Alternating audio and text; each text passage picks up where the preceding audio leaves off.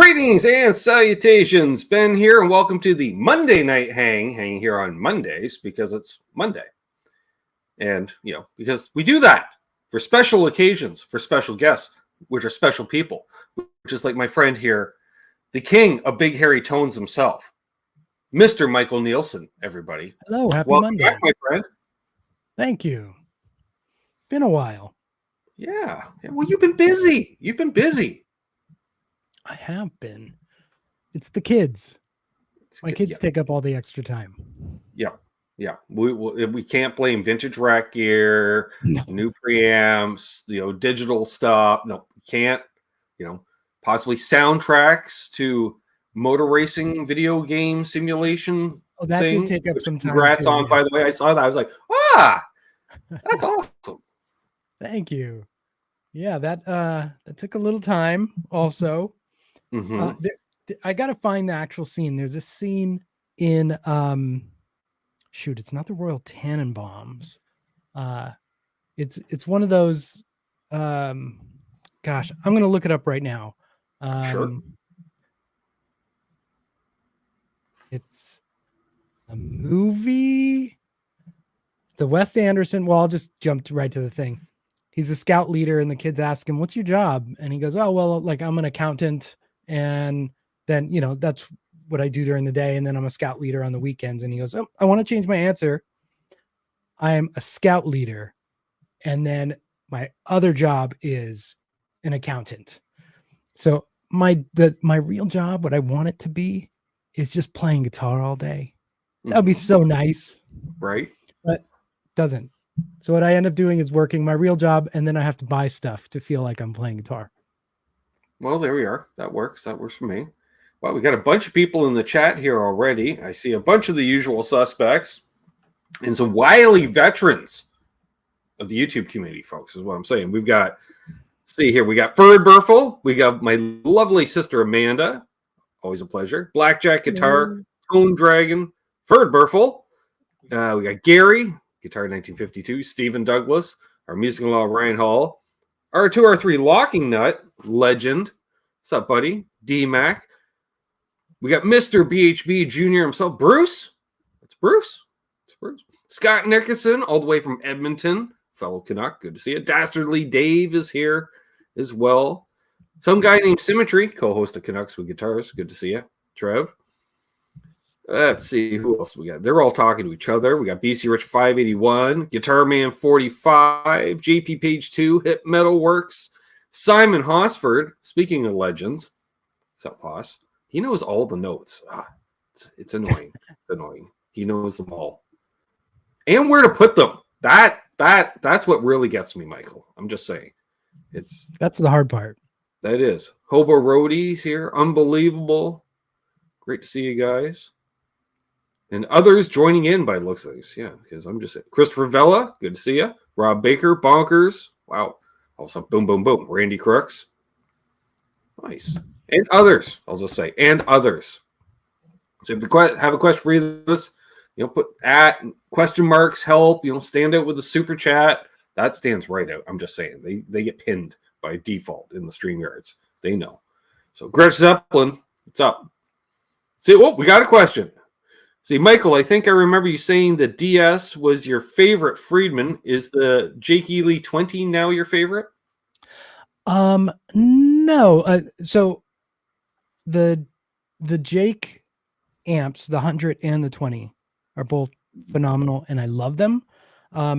They really feel like you could dial them in to sound exactly like a JCM 800. So they have a more raw, unrefined sound than a typical Friedman, which sounds more like it just came off a record. It's for better or worse. It's like, what are you looking for? And what happens with a lot of the Friedmans is that I play it like the Steve Stevens. I'll play that and go like, oh my God, this is the greatest amp I've ever played. And then I go back to my BE100 and I go like, oh, wait, that's the best amp I've ever played. And then I go to the Jake head and I go, that's the best amp I've ever played.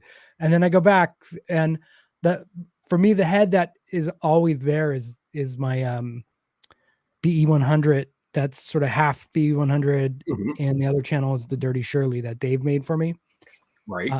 absolutely love that. It's my benchmark. So anytime I have to test an amp or pedal or something, I know if I just plug that in, I go, okay, that's what really good sounds like. And now I have something to compare it to.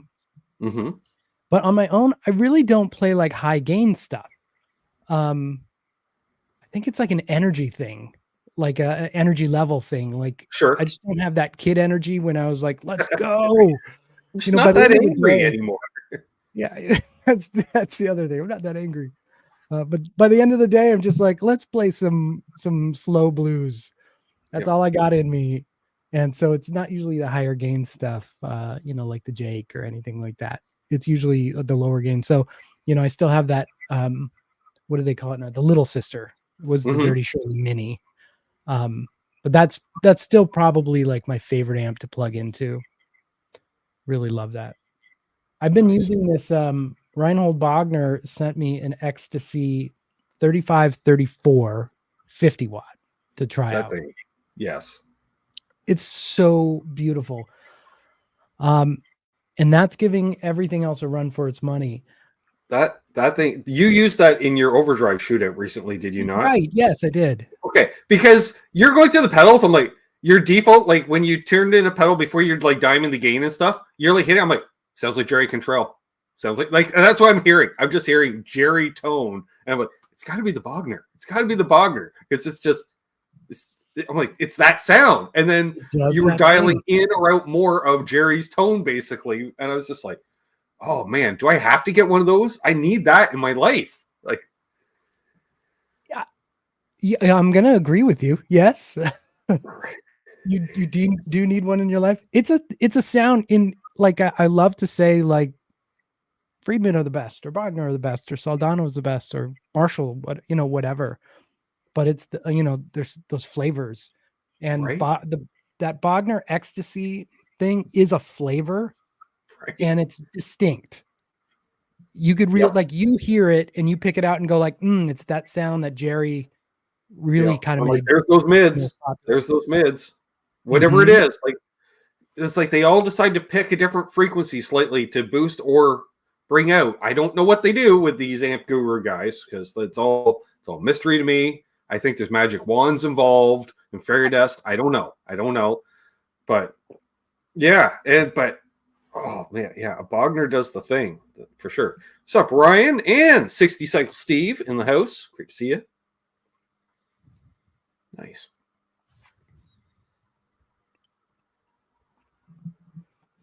R203 Locknet says Quentin James and I are going to field trip to Michael Nielson's studio. I get it. My studio is so small now. It barely fits me in it anymore. Mesa Guitar Guy says, how many here got the Friedman IRX? That's the question. I'm debating on it. The problem is, I like the idea of the front end, but I don't use IRs and stuff because I don't. No, my producer. I really want my producer to get one, Michael. I got a buddy who does my production work. He's literally 2 miles down the road with a home studio. Perfect. So he can twist knobs, and I'm like, you really need to get one of these. He's like, do I? I'm like, yes, you do. Please. Because then I can just show up at clink. Yeah, I think anyone who records or spends a lot of their time staring at the computer while they're playing guitar, where you have monitors in front of you, it's a slam dunk no-brainer. That's really great. Yeah. If you're like, I mean, you got amps and stuff. It is a fast and decently inexpensive way to turn anything into a Friedman. So that's the other like nice side of it.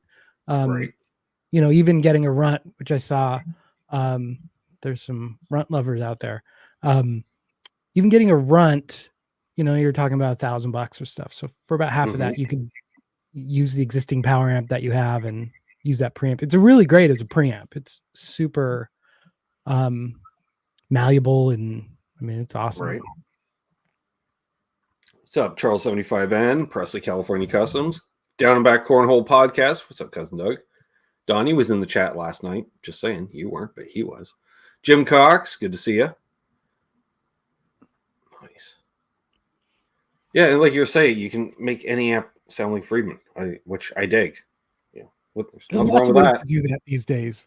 You could pedal, preamp, like a lot of roads in. Yep.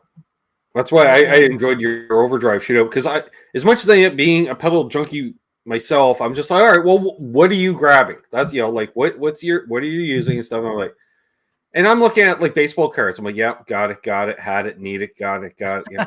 And I'm like, ooh, right. And then because I'd forgotten about the Soldano pedal. I'm like, right, that's on my list as well. That's That one's great. Mm. Someone asked me in my comments on that video to give my opinions. But really it's like all of those pedals were good. Those are all my pedals. So I have them for that reason. They're all killer. And sometimes it's hard. Like if I'm playing, I'll have an opinion while I'm playing. Right. And then when I edit it and listen back, I'll be shocked and go, oh, this thing is unreal. Like I threw in just for shits and giggles the Boss OD2, the turbo overdrive. Which I have. That's why I was like, oh, I was like, it's great. Now I got to revisit that. Thanks. Yeah. And I actually learned something about that. When you're not in turbo mode, when you're just in the mode, it lets the clean signal through. It's like a parallel overdrive. And I never realized that before because I only used it in dirty amps. Right. If you run it through clean, you get clean and dirty. And then turbo puts it 100% dirt. I always thought it was some magic stuff, but they were just doing some trickery in there with a blend. Huh. Well, I did not know that either. All right. Well, there we are. I did. Yeah. Okay. And DMAC asks, he says, Little Sister versus a Runt 20, which is a better all-around rock and roll amp? Well, it's really, that's easy to kind of to vet in terms of like what's the right one for you. I think if you're like a more precision, fast, high gain kind of person, then the Jake 20. That was the question, right? Jake 20 versus Little Sister. I spaced for a minute there. Where'd it go? Yeah, I'm going to say it was Jake 20 versus Little Sister. Yeah.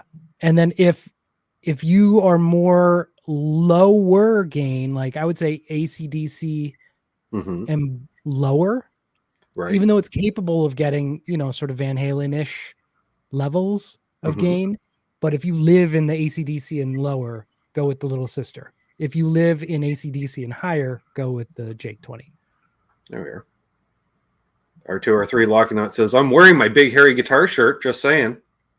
Oh, it was a Runt 20. Okay, I just saw it. The Runt 20. Same applies.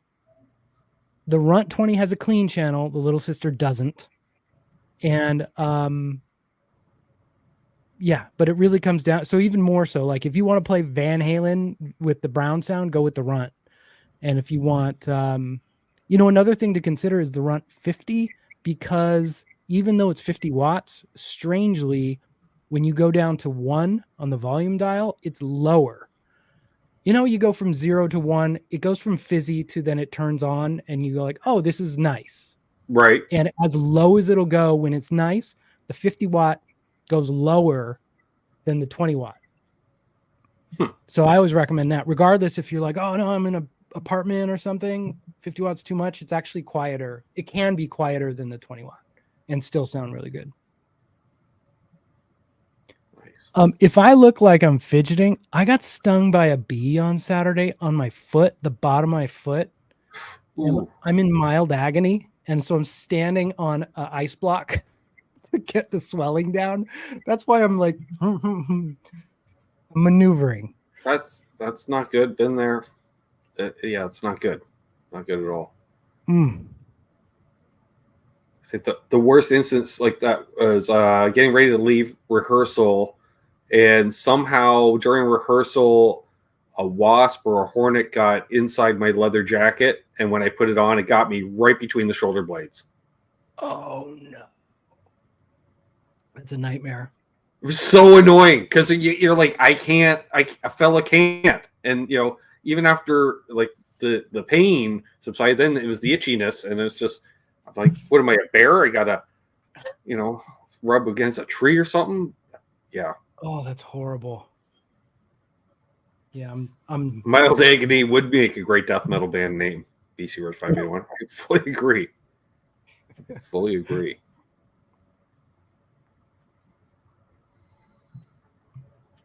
Okay. Symmetry says, for me, Pink Taco Mark II versus Jake Lee 20 for metal. Okay. That's fine for you. For me, it's I always like the JJ stuff. Yeah. Look at here. Yeah, and I think the JJ, I don't know. This is just me using my ears. The JJ is a lot closer to like the BE 100 than the Jake, but it's got more gain. Definitely a lot more gain than the JJ Junior is a monster. That is such a good head. I don't know if those are still available, if they're out there. I'm sure everything's around. Right. Jim Cox says a notch straight edge for a guitar makes a good back scratcher. Good to know, because I have one.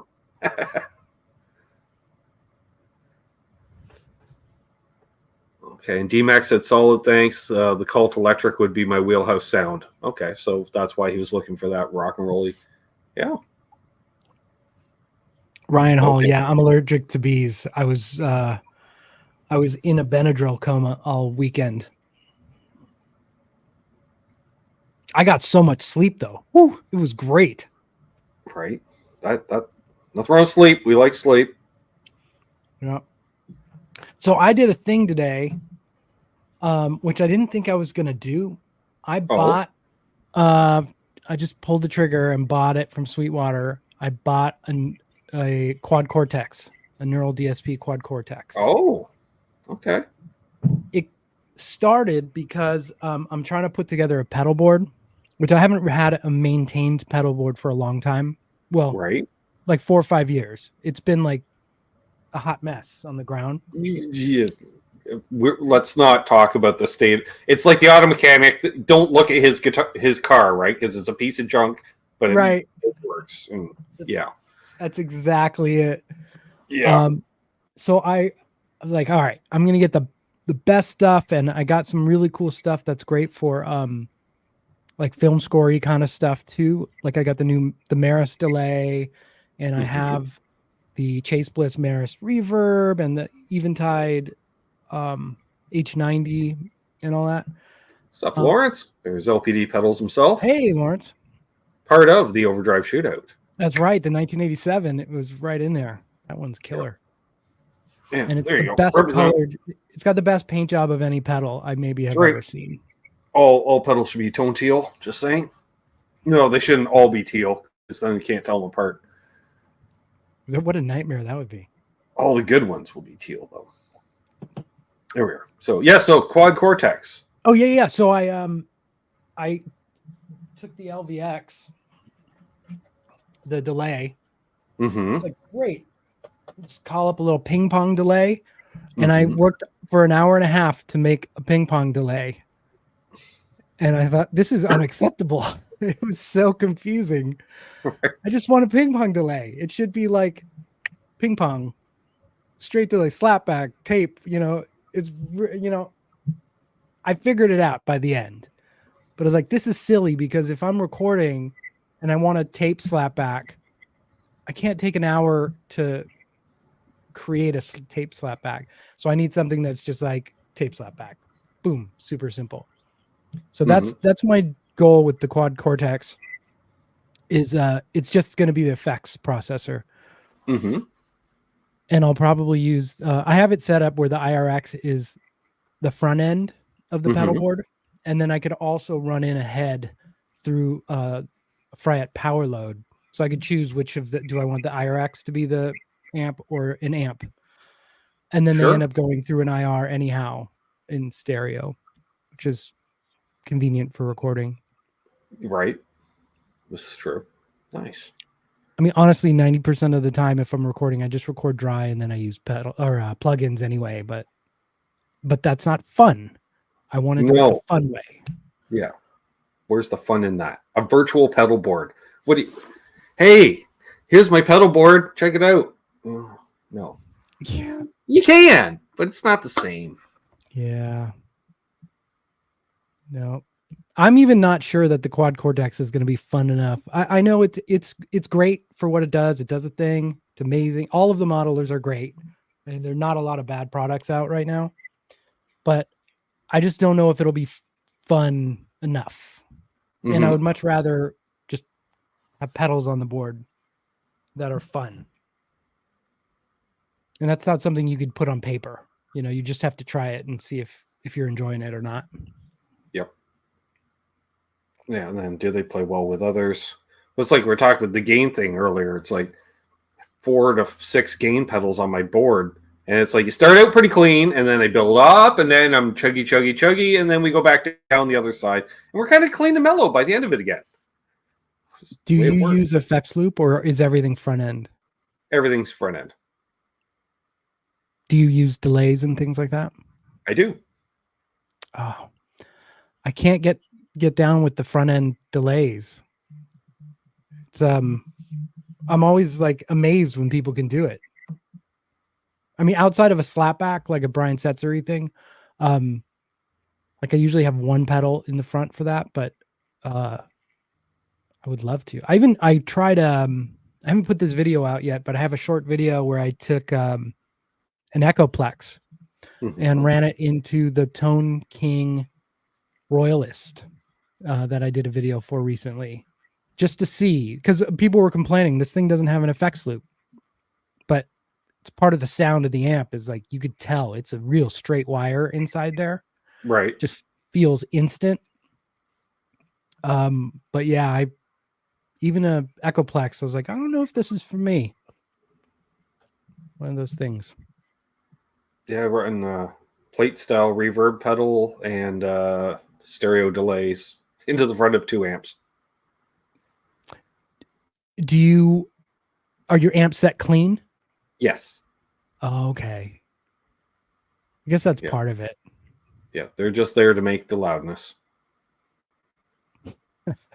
That's the t-shirt. I let Lawrence choose my tone. You know, but I let Lawrence. I put a few Lawrence pedals in a row. I found if you stack enough boutique overdrives with each other, you sound okay. You sound, but it takes boutique. That's what I found. It does take. I can't do it with Amazon pedals. It doesn't work. I sound like Amazon guitar player at that point. It's the way it works. What's up, Marshall Murray? You made it. You did make it. And thank you. Symmetry is putting a link to your channel in the chat there. Oh, thank you so much. In case you live under a rock and aren't familiar with Michael's work, just saying.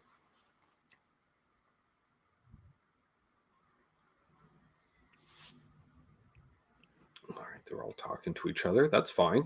We like that.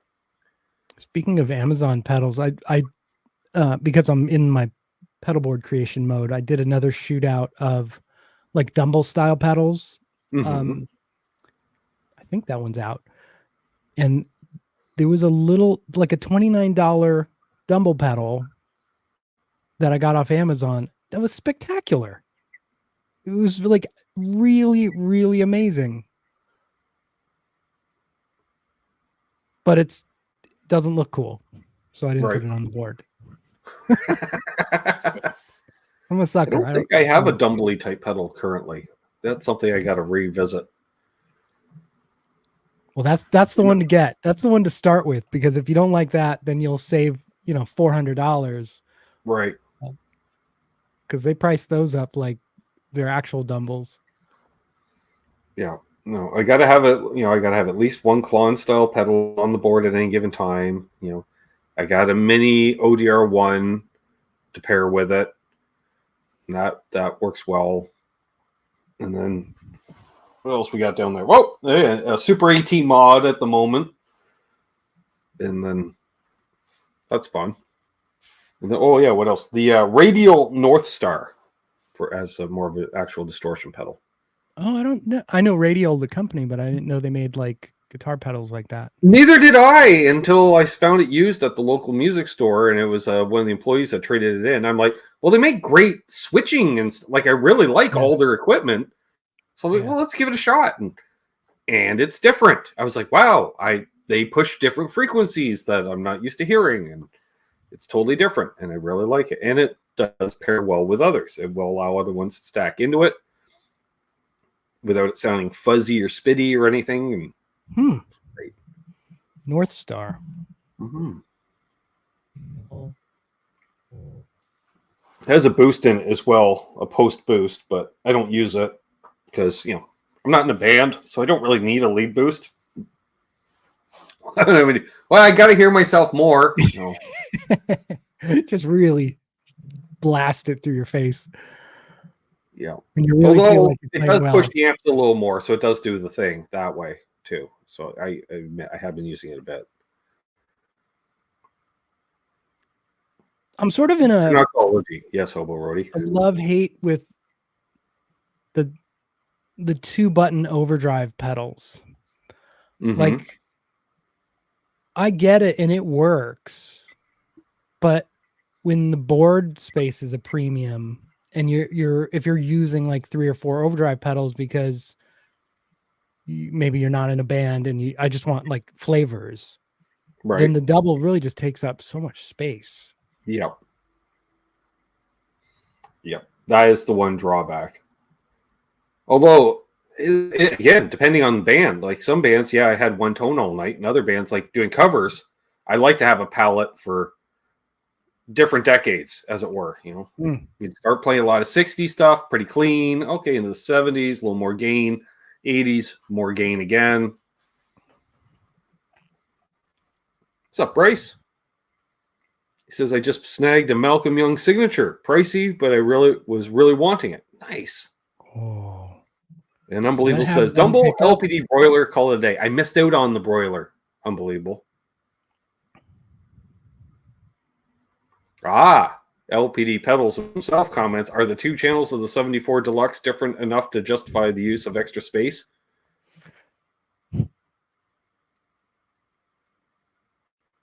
Yes. I can't comment because I haven't tried it yet, Lawrence. But the 87 Deluxe, definitely, because the green and red channels are different enough that it warranted space on my board for that exact reason. I say yes, but I tend to fall in love with one of the sides more than the other on all of the pedals. Like the King Tone Duelist, I love, and I like the heavy hand side. And I end up like the 74. I love the right side, which is the lower gain side. Like the Rev Tilt, I like the boost side. And it's all great. And I guess it's nice because then if I was just going to go jam with someone, I could take the one pedal. But on the pedal board, it's different, different requirements. I think it's a space saving requirement. It's not really really practical. I don't know if any gear manufacturers should listen to my opinion on this one. That's a good question. What's up, Martin? DMAC asks, have you guys checked out the new Fender full range cabs that got released with the Tonemaster Pro? I think they'll be the sleeper hit of that release. I put an HX Stomp into the FR10 and you can tweak it like an amp. Yeah, I haven't tried one. I know of them. I've seen the unit, the command center, if you will, 2350 Canadian. Oof. That's yeah. I don't know. I might sit down and play with one next time I'm over at Long McQuaid, since they have one sitting there in stock, and I'm allowed to play with whatever they have in stock. I don't know. What's the price bump in Canada versus the US? Like, it's the Fender like $16.99 in the US? I think so. Oh, it's roughly, I think the Canadian dollar, it's roughly like 75 cents to the dollar. I think, give or take. So yeah, it's usually at least 25% higher. Could someone like drive into Buffalo or Seattle, pick one up, and then drive back home with it? Stealthily, yes. Officially, no, because you have to declare all your purchases at the border. Oh. in theory. So then, On the other hand, I think you just take it and rub it around the parking lot. And you say, no, that thing I've had it for 6 months. Took it down for a jam session. Yep, you get the relic guitar. You get the relic. We're not saying that. When I was hanging out with Mr. BHB Jr. in the chat here at Sweetwater one year for their fest, that a fella may have picked up an 80s Kramer while he was there used and gig bag, and then managed to get the gig bag dirty. And the guy at the border, I had it sitting right in the backseat of the car. He's like, "Hey, declare." I'm like, "Yeah, I bought this one pedal." He goes, "What'd you pay for it?" I'm like, $50. He's like, "Sure, I believe you." I'm like, "Yeah, okay, well, it was more than that, but whatever. Carry on." And I did. Unless you get the one guitar player border officer. Right. He's like, that's not $50. I know those pedals. But Sweetwater, and it was on sale. And well. I do know they do some blowouts there. Yeah, it was on the blowout table. Oh, okay. The those Fender full range cabs, though, I thought were the coolest thing. Like, I think the jury's still out on their modeler. I'm sure it's going to be good once it matures a little bit and they get some updates going. But I'm not really sure why they kind of slipped the full range cabs in under the radar, and I thought they really should have given that its own push. And I think that is a whole separate thing, separate from, say, guitar amps per se, because several companies are getting into them, and there's a reason several companies are putting them out. So it must say something. Yeah. Atomic makes a really good one, but I don't know if they make an amp shaped one. They make it's more like a wedge. But that's super cool. And I like that Fender's looks like an amp. Like, it looks cool on stage. You can just put it behind you and you don't it's, in all honesty, 80-90% of what I want as a guitar player is all looks and tied into legacy of what I was interested in 30 years ago, 20 years ago, 10 years ago, So it's like in today's world, I want the impossible. I want it to look like a Marshall stack, full stack, weigh 20 pounds, and still keep up with the drummer, and sound amazing, and weigh 20 pounds. That's the important thing. Yes. That was the other thing about the going back to that Bogner, the 3534, is it's so small. Like, there's a lot of value in. It's the same size as basically the Jake 20 heads. There's just going to a rehearsal or a gig and not having your fingers being like cramped up from like holding 100-watt head, walking half a mile. Yeah. There's a lot of value in that. It's funny we talk about carrying gear. There's my faithful roadie, Mark Taft, in the chat. Hey, Mark. He's like, did somebody say carrying gear? Yes. Yeah. He's a firm believer. All 412 cabs should have, casters on them. I agree. Or be in a road case that has casters on it. One or the other. Dealer's choice. I was doing a cover band thing for my kid's school. The other guitar player, who's a really good guitar player too, and he's got like exquisite boutique gear, more like indie stuff. And he was just so like everything matched too. It's like the head matched the cabinet, everything was wired perfectly. It was just exquisite. And he pulls out this beautiful industrial dolly, like trolley dolly, where everything sits on it and he just wheels it right to his car. And so I was like, oh, I'll be cool like that. And I went to Home Depot and I got I'm cheap. So I got the cheapest like plastic thing. And my stuff was kind of balancing. And I get halfway through the intersection and it all just goes amps and guitars and pedal boards all over the street. That was dumb. I get it though. Well, it looked good. I got a buddy, like he introduced me to boutique gear, because even now, like, I've been doing the YouTube thing since 2018, And he'll put up a photo on Instagram. Oh, I'm at band practice. I'm like, I've never even heard of that amp he's playing. Like, I'm like, where? And then his pedal board, there's at least one or two pedals, companies I've never even heard of. And I was like, I thought it was plugged in.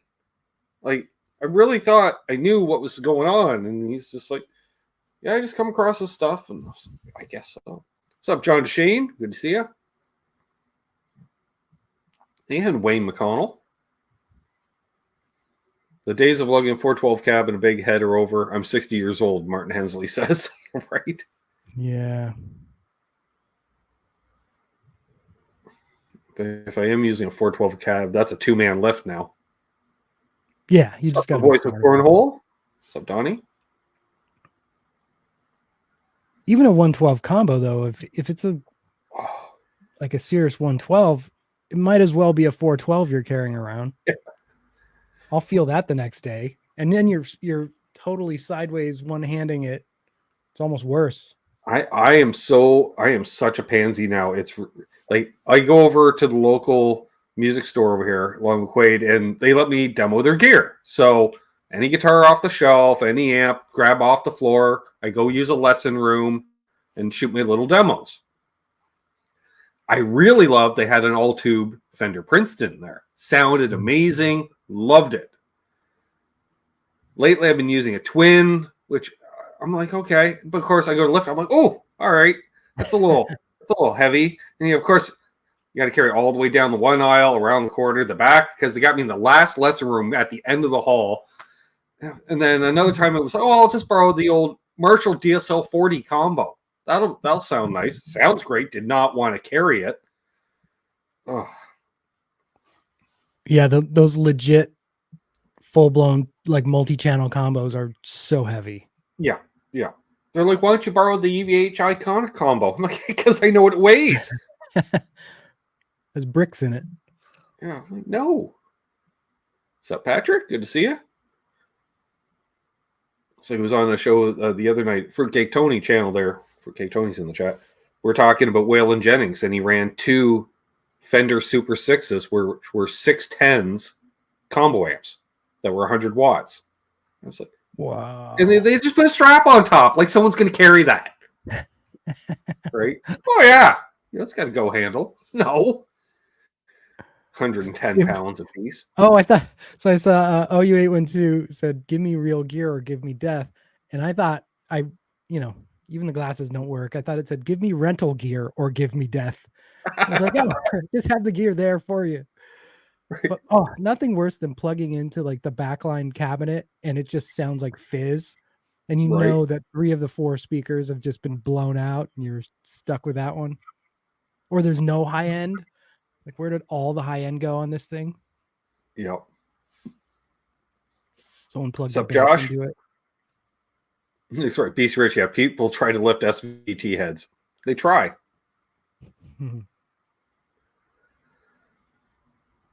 Yeah, that's a 2-man lift, especially off the top of the fridge. You're not just grabbing that at like chest level. Off the top of the fridge. That's where I store my SVT. All right, Ben, what's the top 3 guitars you'd buy today? Where did that go? Ooh. I just saw that. What's up, Braxel? Yes, I can see you, chat. Top 3 guitars on the market right now that I would like. Ooh, that's a good question. I'm going to go with a Nash Telecaster. And since money's no object, some form of a Murphy Lab Lester Pulfus shaped object. Oh,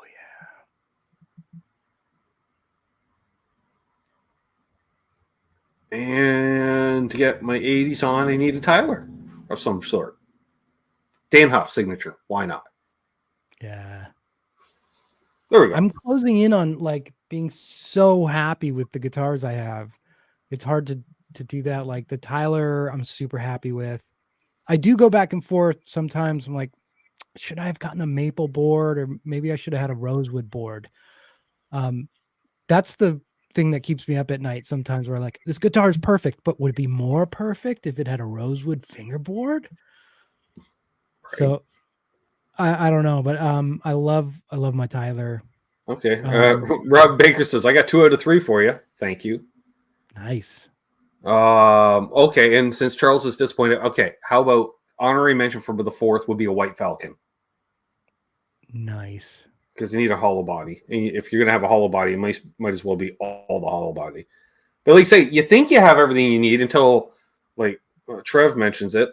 Like, I didn't think I needed an Explorer till I got one. And now it's like, I don't know how I lived without an Explorer. It does a thing that Les Pauls don't. Mm. And I can't tell you exactly what it is, but it's different. That's all I know. Mark Huzansky sent me a picture this morning of a Flying V, Carina Flying V. He's Yes. lefty. So he was like, that just arrived. And so I've been kind of in a Carina Flying V mood, and I didn't realize it was an Epiphone. It looks amazing. Mm-hmm. And since the headstock is the same Right. of an Epiphone V and a Gibson V, right.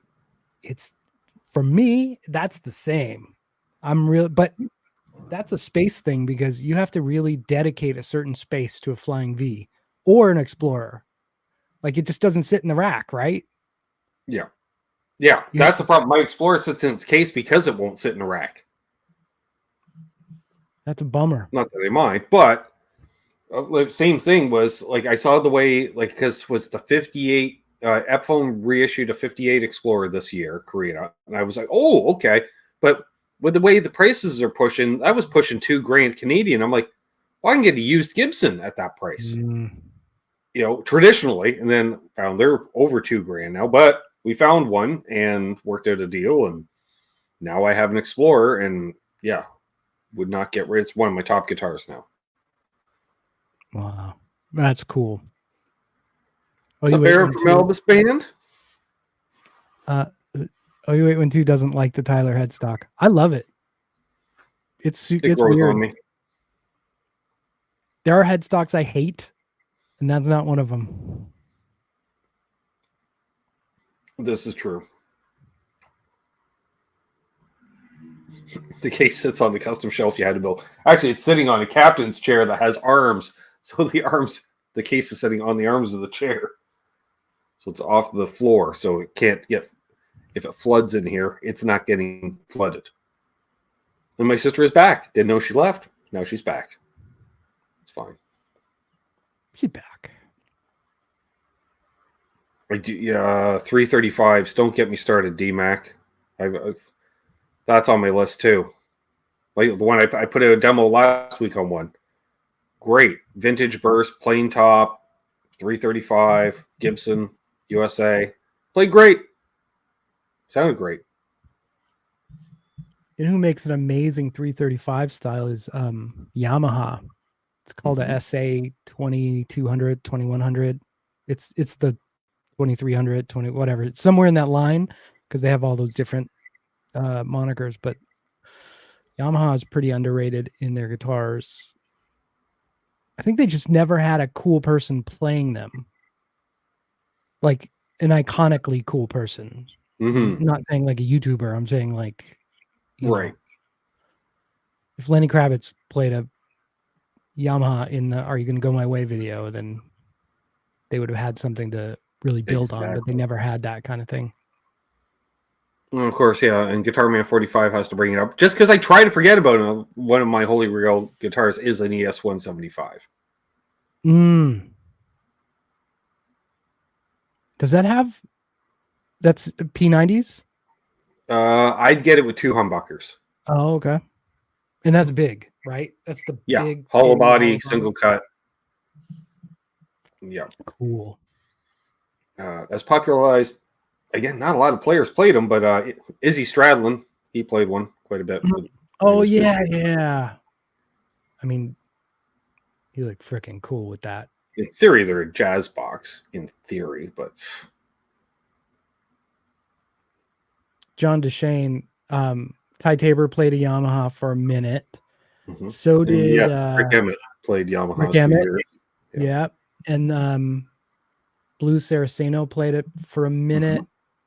But at that point they were all kind of like, I guess Rick Emmett he'd been playing them for a long time, but Ty and Blues, they were kind of like Ibanez copies at the time. Mm-hmm. And just like everyone it just didn't have it didn't have that staying power of. Also, Ty is kind of known for that Fender Elite anyway. Right. There's Quentin James. Good to see you.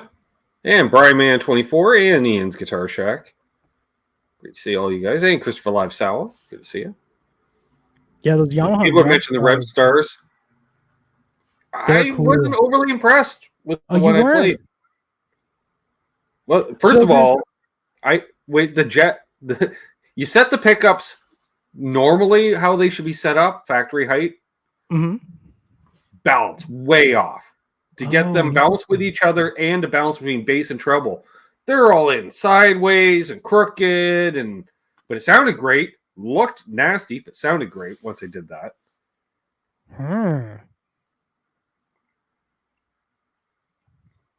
Playability was decent, and then with the weird tailpiece that you gotta unscrew to get the strings out from underneath it. And oh, you know way more than I do. I've just touched one and been like, this is cool. I did. Well, the deal, I borrowed one from a buddy, and he's like, can you restring it and bring it back today because I need it for band practice tonight? I said, sure. So I did a setup on it too, because that way in the demo, it was set up for me for once. So it's been getting a lot of traction, that setup video, which I think is a lot of people are how do I get the strings out? Because if the tailpiece is screwed all the way down, they won't flip out. Like you think they could flip out, but they won't. They won't. So it's a good way to get to know a guitar. Yeah. Change the strings. It's a pretty intimate thing. Quentin James says he would like for you to say his name so you know he exists. Hi, Quentin. I know you exist. See? I've known you existed for a very long time. He's a legend.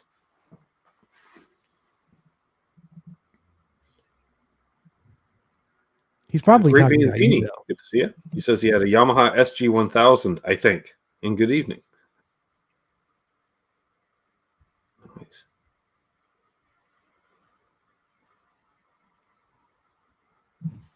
Stephen Douglas says if Ed was around today and wasn't endorsed or owned his own company, he'd still be playing a parts caster.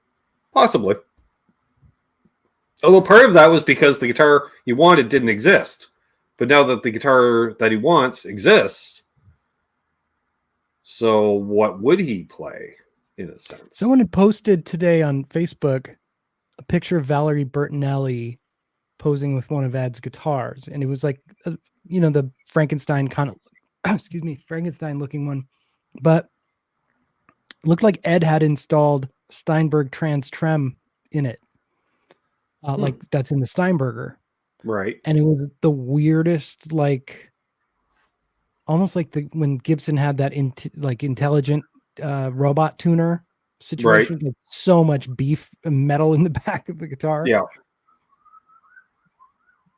Something's going out out in the highway. I'm hearing all the sirens. That can't be good. Well, I like the fact. I'm curious. Like all the people in the world that make these Frankenstrat replicas. Now, do they put the pole pieces for the bridge in the right spot, or do they put them where Ed put them? Because when he installed the Floyd Rose, that guitar couldn't be intonated because he drilled the bridge post in the wrong spot. That was then fixed when Tom Anderson went through the guitar top to bottom right before it was retired. And he moved them, I forget, forward or back, like a considerable amount. Really? I didn't know about that. I heard it in passing during a Van Halen type show. And I went, what? Really? And it's like, yeah, because apparently, I forget why, awesome. But for whatever reason, Tom Anderson maybe he was looking at it to get it into playing shape before Ernie Ball took a look at it, maybe to profile the neck and stuff, or was that the 5150 neck? I don't know which one. See you, Herb. Have a good one. But yeah, Tom Anderson went through it and jokingly apparently called up and he's like, hey, do you want me to put the poles in the right spot? He's like, what? He's like, they're off by like a 16th of an inch or an 1/8 of an inch or something. I wonder if it ruined it. Right. If Ed got it back. Makes you wonder how important intonation is then. You know. Not to Eddie. He does whatever. Intonation follows Ed. Exactly.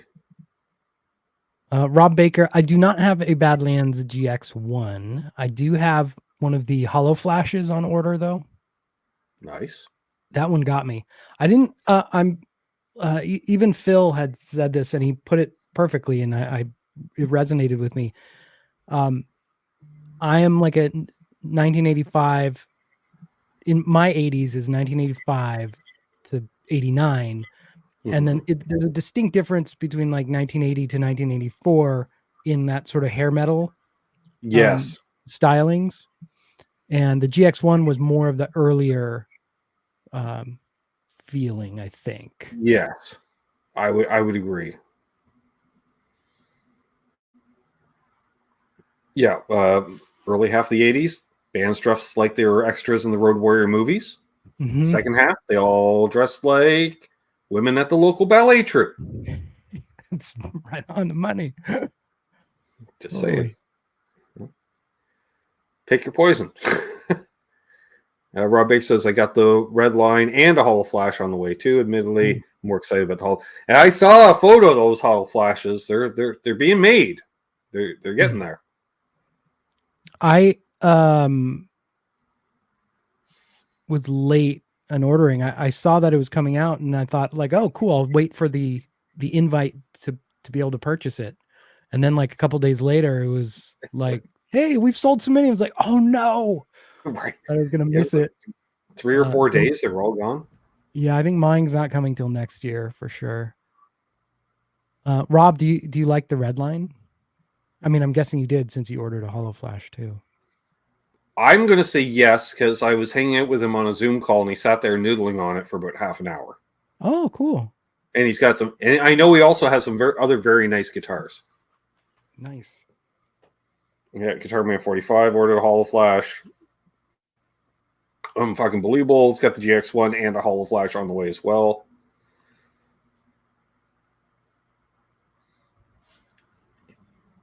Sup, Cushman? Good to see you. Stephen Douglas says MP1 or JMP1?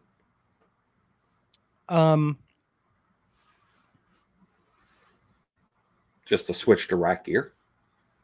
Yeah, I think probably an MP1. Because it's funny, the MP1 is kind of related to Friedman tone. It's a little more two-dimensional, and the Friedman is more 3D and in every direction. But it's like I think I could do all that stuff on the MP1. The JMP1 also is great, but when I use that, I feel more in that era, strangely, because the MP1 is so tied into that late 80s thing. But yeah, I don't know. I love the MP1. It's terrible to control. Like if you want to change the treble, you have to edit treble, push up like 3 steps to turn up the treble, and then it goes from 4 to 6 to like 12. Like it makes no sense. It's like tennis scoring for your treble knob. VHT power amps. I heard they're heavy. They're so heavy. The four rack space ones, so heavy. Bonkers. Ryan Hall saying next Zoom hang, you got to share to Chris. Oh, the Badlands guitar. You showed off the Badlands guitar, Ryan.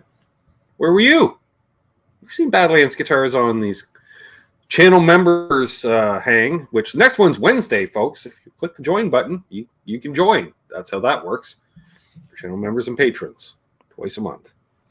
Always fun, and at least you get your face melted at least one time because everyone starts showing off guitars, Michael, and then all of a sudden Guitar Man 45 there, who's been collecting guitars longer than most of us have been breathing oxygen. You're like, oh, I got one of these, and it's just a showstopper, you know. Oh. A PRS 10 top from the 90s, you know. Oh, what? Yeah. That's awesome. Yep. R2, R3. My friend Yarek picked up a VHT power amp once and blew out his spine. That sounds like a Mortal Kombat fatality.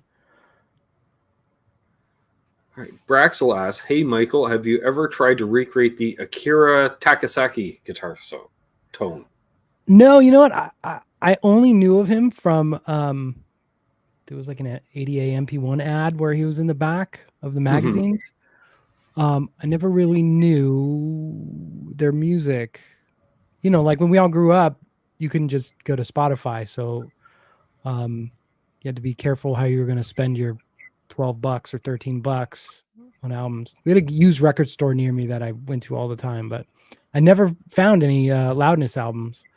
And it wasn't until way later, like 15 years ago, that I actually like went on a deep dive, and he's amazing. But no, I haven't really. I think he plays a BE 100 now, so wouldn't be that hard to get there.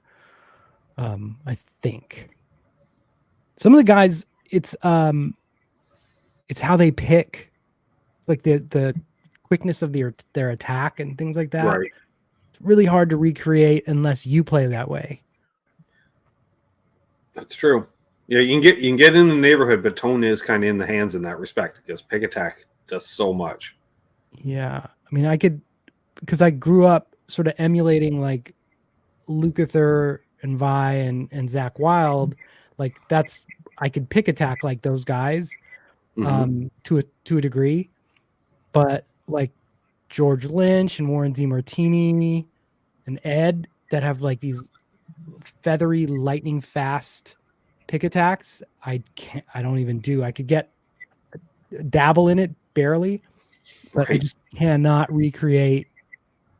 I've tried to recreate Warren DeMartini solos like so many times where I'd said, all right, this week, all I'm going to do is learn Way Cool Jr. from top to bottom. And just, I can't do it. That's an Epiphone 335, Mark. Hence big red. 335s are big, 339s are small.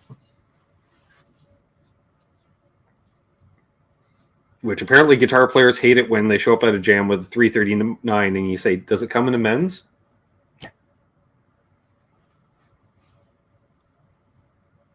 They don't. My scoring partner uses that line all the time. Anytime you show up with a new piece of clothes.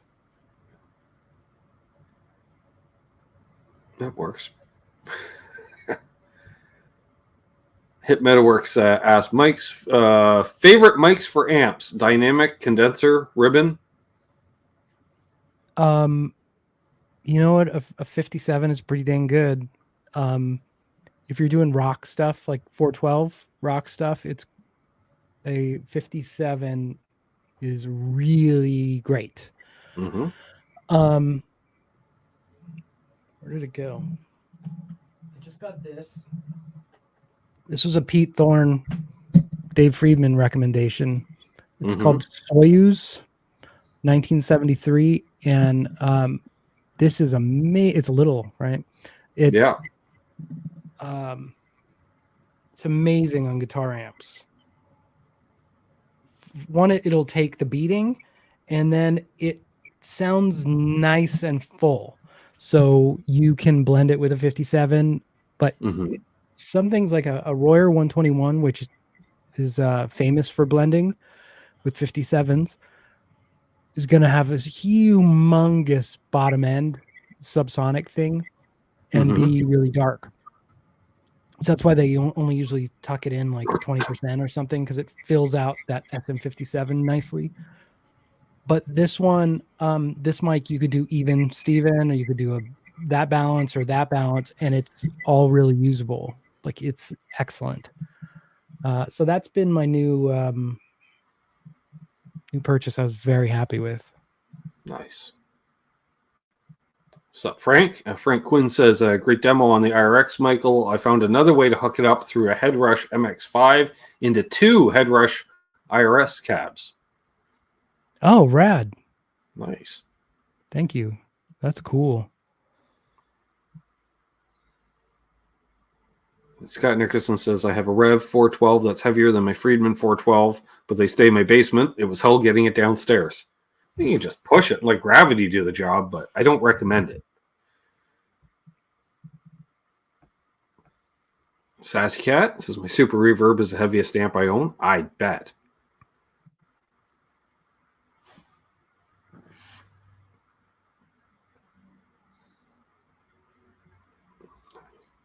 People talking to each other. It's all fine.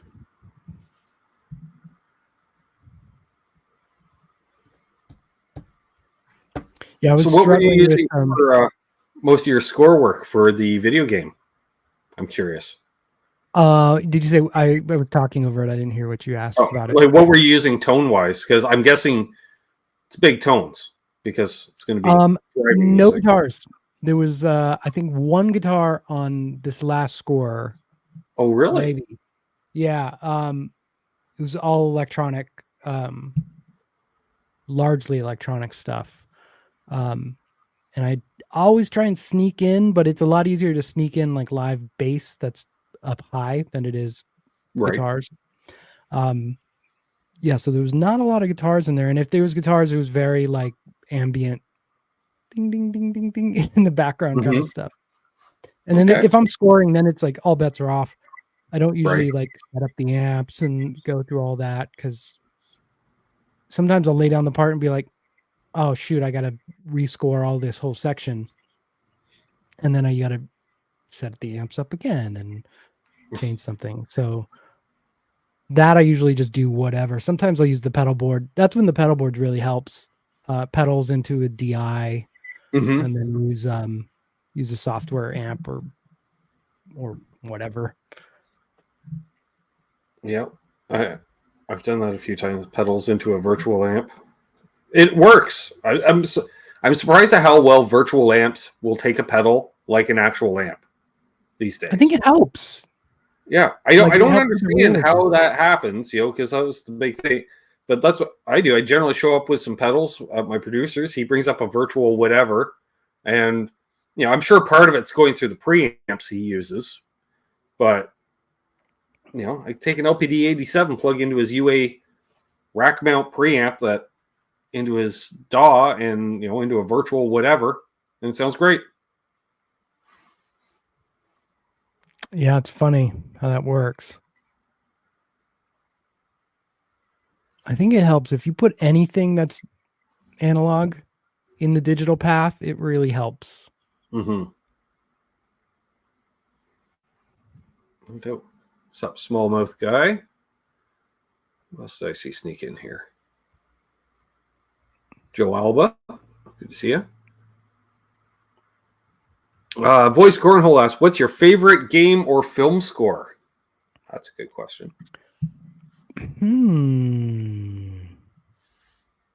My favorite film score is the first Raiders of the Lost Ark or Empire Strikes Back, but that's pretty like it's like saying my favorite band is Led Zeppelin or Black Sabbath. Like that's a pretty easy answer. My favorite game score of mine was a game called Splinter Cell Conviction. And that we got to do a ton of it was all over the place. It was 90-piece orchestra. There was guitars, synths, all kinds of stuff like that. That was super fun. See if there's anything interesting recently that I super love. I really like Ludwig Göransson. And he puts out great stuff. If you don't know who that is, the easiest thing is he did like Mandalorian. He does all of those series. But everything he does is great. Like the Tenet score is him for that Chris Nolan movie.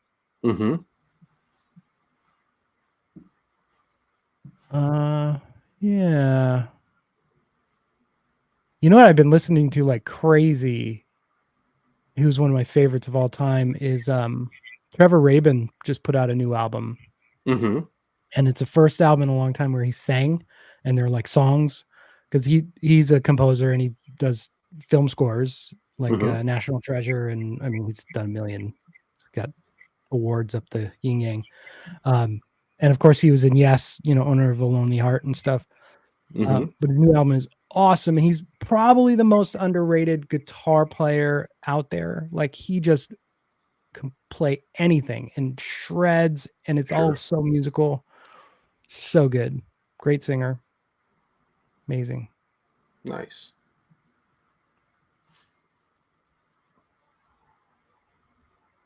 What did I see? Oh, yes. R2R3 Locking Nut was asking, what's your favorite speaker for a 412 cab? Kind of goes like in cycles.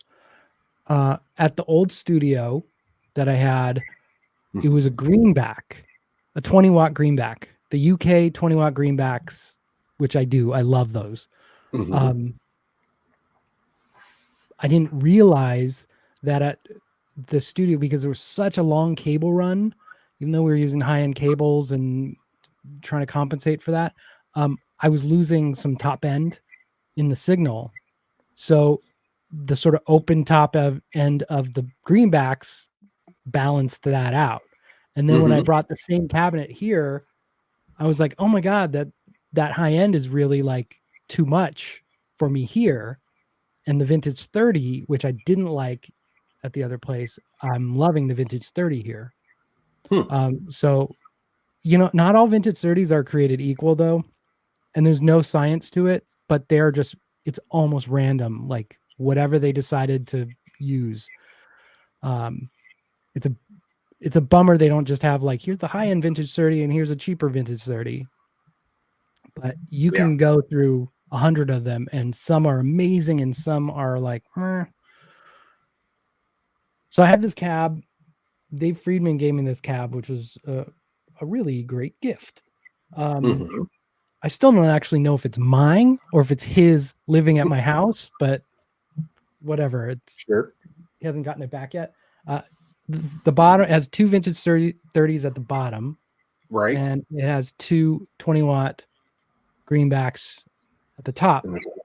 Yeah. And I recently took out one of those greenbacks and put in an Alnico Gold. Okay. And I didn't have a lot of experience with Alnico speakers, but it's almost like an opposite to the vintage 30. See you tomorrow, process. Spiky. The gold is just this big, broad, like mid that's super warm. So if you blend that with the actually either the other greenback or the vintage 30, like it gets a really big sound. It's not terribly aggressive, but it's big. But since I get the Soyuz mic, I just have I've been using the vintage 30s, and I've been really happy with it. Nice. Hobo already asked, what's my favorite 412 loading? My favorite is two vintage 30s and two greenbacks, diagonal from each other. So you get a blend of both on the bottom, blend of both on the top. And because I've heard people like Dave Friedman and Pete Thorne mention that, and I don't have a lot of experience loading different speakers, and I trust their opinions. Not going to lie. They kind of know what they're talking about. I also want to try some blackback speakers too, because I've heard awesome stuff about 70s blackback speakers if you can get a hold of them. Although I think pretty sure Bent Tom, if he's lurking, he's pretty much bought them all at this point. So I think he's got, 5 or 6 sets of them at this point. I don't know. I've heard a ton of speakers now I was never into speakers at all, but when I started working with 2-notes and then doing IRs and all that stuff, we got super nerdy about it. And it's funny. It just starts being like this, like here's a speaker. Like there's a good speaker, and then when you're at the level of good speaker, it's just this really weird sort of resonance, right? Slight resonance shift. You can make yourself crazy trying to find like the perfect speaker.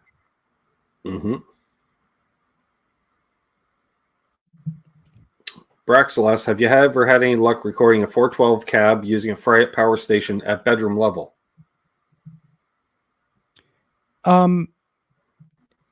Yes. I don't Yes. Bedroom level is perfectly fine, but that's also kind of hard to pinpoint exactly what it is. What been like your bedroom level might be a little different than my bedroom level in either direction. It's just really hard to say because I've been at Guitar Center and thought like, oh, this is a nice level. And then I brought it home and I thought I was going to obliterate the house at that same level. It's weird how much the room and what's in the room makes such a huge difference. But I can't record super loud now because I'm sitting right here. The 412 is, here's my hand. 412 is almost right there. I can almost touch it. So I have to use headphones if I'm going to do that or reamp and stuff. So it's at a level that I could use headphones and record, and I could get a good level. There's a trick that might help is it works best on an API EQ. If you take go to 100 or 200 hertz, which is the low end, it's kind of just below the low mids, and you're getting into low end. Set it to shelf, which is gonna EQ everything below that. And then APIs only go in 2 dB increments, so go click it once or twice. And for an SM57, it helps a lot. I secretly almost always use my SM57s like that. That was a Michael Landau trick that someone told me once upon a time. I was like, oh, okay, Michael Landau does it. Turns out he was right. He's always right. We've got Robert Baker in the chat. What's up, young Mr. Baker? Yo. Good to see you, my friend. Yes, what each of us, what do we find ourselves playing mostly around the house? I'm going to say over the last couple of years, my Music Man Access. Yes. Because it's got that cool 5-way switch with 2 humbuckers, Ibanez style, so it does coil tapping, splitting. I don't know what it does, but it's a variety of tones, and I find I play it the most. What do you plug into when you play? That goes into the pedal board, and then into my Fender Blues Deluxe on one side and the DSL 20 on the other side. Ooh. Which Stereo? they do need to be spread apart. I like that. Yeah. That's nice. That's why I considered actually getting one of those, the Fender, so I could stick it over there. I could have the 412 and just have like a little splash of reverb or something coming from the other side. Split the signal with a stereo chorus, and then it goes stereo into a halo, stereo out of that into a stereo into a Hydra. Boom. All the delays and reverbs. And yes. But, bye, Amanda. I think everybody should have one of these, and even though I know Baker there has a guitar addiction currently that has way too many guitars, you got to have one of these. I'm just saying. Baker's gone vintage on us. Well, you know, I knew this was going to happen. When the man moves to Nashville, I was like, that's a whole different breed of guitar stores and Craigslist items. And then, he hooks up with Uncle Larry. I'm like, well, he'll make sure you're taken care of. So, yeah. I get it. Around my house, I'm usually playing my Shabbat guitars. I have one that was built for me, a double humbucker that I brought in 2 necks that I was like, I love this. I brought in a Lux Tone, which is a pretty small boutique brand that just felt really great. And I brought in my EVH, which was really great. Right. And I brought in my other Shabbat, and I was like, I need something that does all of that. And so they measured everything, and then they cranked out this neck that's like, it's big, but it's just, for me, it's so perfectly comfortable. So that's what I've been playing almost all the time. And usually unplugged, which isn't great. Well, then, for unplugged, it's, we'll see right there. Boom. Oh, That's for unplugged. Yeah, that's cool. Yeah. Low end Gretsch. They sound great. One of the Oh wow, that looks amazing. right? Yeah, that looks I think that's awesome. like 700 new Canadian. Forget about Wow. it. You know? It does the thing. It's like $15 US. You know, in worst case scenario, you replace the pickups with a pair of TV Jones and Bob's your uncle, you know? Yeah, cool. Stereo Robert Baker's going on right now. We do, yes. Rob and Robert. Yeah. R203 Locking says nowadays Chicago sucks for gear. I need to go to Atlanta. They have everything there. Oh wow. Chicago Music Exchange has a bit of stuff, I heard. But beyond that, yeah, I don't know. Nashville for me too. Oh, like there's multiple guitars that I think of from my trip to Carter's. It was life-changing. But I get it.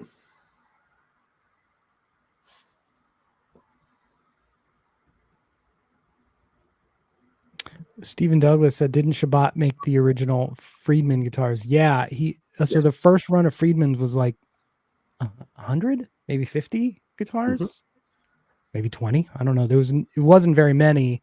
Yeah. So my red P90 dual P90 Friedman was made by Avi, and he was over at the shop one day, and Dave introduced me, and then I think I needed some work on it, so I sent it over.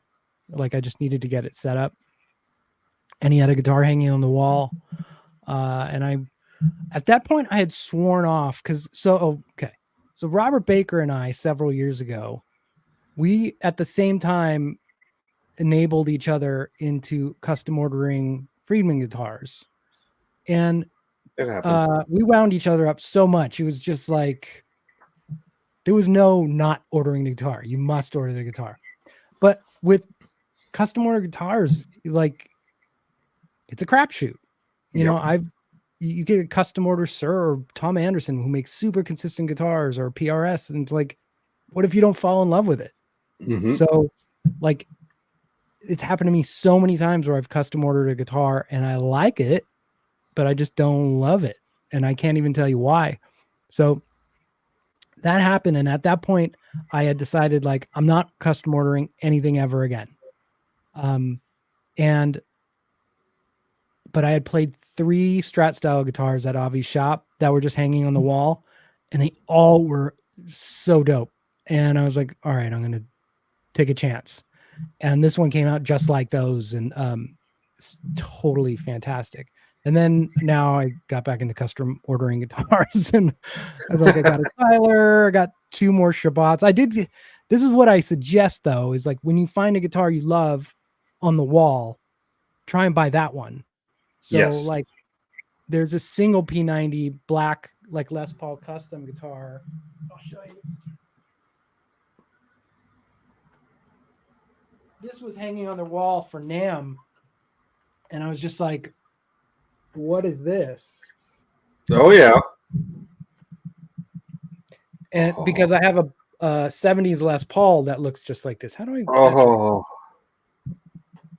I need that. And so I was like, this is blending 2 worlds I love very much. And then I played it and I was like, oh, you nailed it. This is amazing. So I was like, all right, I got to buy that. And I was there ordering a guitar. So that's a problem when you order the guitar and shoot. Yeah. Anyhow. And now I have, more guitars on order. Well, I really went back. Sean Hurwitz plays a lot of Shabbat guitars. Who does? Sean Hurwitz from Smash Mouth. Yeah. Yeah, I think he goes way back with them. Yeah. They make some good stuff. I see Ryan Hall says, I always wanted a not reverse Firebird. I'm like, isn't that just a Firebird then? A not reverse? It's a Firebird. Which didn't Robert Baker recently get a Firebird from Uncle Larry? I hadn't seen a non-reverse one for ages. And when I finally saw one several decades ago, I was like, oh, that's non-reverse. That's hideous. Sorry, no offense. It was weird to me because I was so used to the reverse. Right. Mr. Anderson, my favorite 20-watt Friedman is the Little Sister, which we were talking about. Amazing clean tone, great pedal platform, really versatile. Only one channel, but you know, if you got pedals, you're good to go. And I also love the JJ Jr. Yeah. And the Jake's good. And the Runt's good. They're all good. But those two are probably my favorite. Oh, you know what though? That Pink Taco V2 was monster. Mm-hmm. There's a little like it's what's the term, like embarrassment of riches or something, where it's just like, because I'm lucky enough that some people will let me demo their gear. Mm-hmm. It's easy to go like, I totally fell in love. I fall in love all the time with gear, but it's just, there's another one coming like right behind it that I'm always like, oh, Yeah. and then I fall in love with that one. And I know if the other one didn't come, I would be happy forever. I mean, it's kind of I've been with my wife since I was 19. If you know how I go through gear, that's a miracle. Like nothing I'm like, a plugin shows up. I'm like, that one's going to be better. I'm going to go to there. This is speakers, everything. I'm just like, grass is greener. Yep. So yeah, it's hard to just fall in love with one thing and play it. But I agree. And it's hard. Like some days I'll go shoot some demos. If I knock out 7 demos, I was like, I could walk out of here with 3 guitars today. There's 3 I absolutely fell in love with of the 7, you know, type thing. And do you have a criteria? It's just like, all right, just wrap up the video, put it back on the shelf, forget about it, move on to something else, get it out of your mind, and then you're editing the video. You're like, oh yeah, that one, right? Oh, I should go. And then next time you go in, it's gone. And you're like, I think that's a good thing it's sold. So then I can't get it. Yeah, I think that's part of my criteria now is like, I can't just jump on things because I don't have enough space to just keep buying things. Mm-hmm. But if I get rid of it or send it back, and then like a week later or 2 weeks later, I'm still just dying for it, I'll start to consider it. But the late night, phone in hand, laying in bed, I have an idea of something I need. Like I decided I'm not pulling the trigger on those anymore. That's dangerous time. All right. So Martin here has a list of amps. He's like, thoughts. All right. So he's got a Rev 120 M3, a Bogner Ubershell, Randall Satan Armored Shabbat, Diamond Heretic. Okay. EVH Black and Green Stealth. Okay. Seriatone Yeti. Ooh, Chupacabra. Ooh, Laney Ironheart. Nice. And a Crate Blue. It'd be a Blue Voodoo. Sorry. Huh. That's ooh, there's a lot of tone. That's a lot of tone. You have all of those. Holy smokes. He's got to have a big room. Well, he mentioned something about 11 half stacks, and I believe him. So just around the room. I wish I could do that. I would totally have that. Like just a border around the room. Yeah. I haven't played the Rev 120s, but I'm hoping they'll send me one because they and the red G3 pedal is just a monster distortion pedal. And if that's what the amp sounds like, I know Robert Baker was always raving about their amps. Right. And even like they're clean. I remember him mentioning how like even clean they're fantastic. So I like those guys. See you, Mark. I think actually, wow, we've already gone like an hour and a half. How'd that happen? Holy crap on a cracker. That happened fast.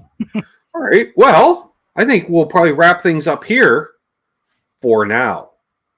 I think there will need to be a part 3 because we didn't even get into our, let's call it a fetish at this point, of 80s rack gear.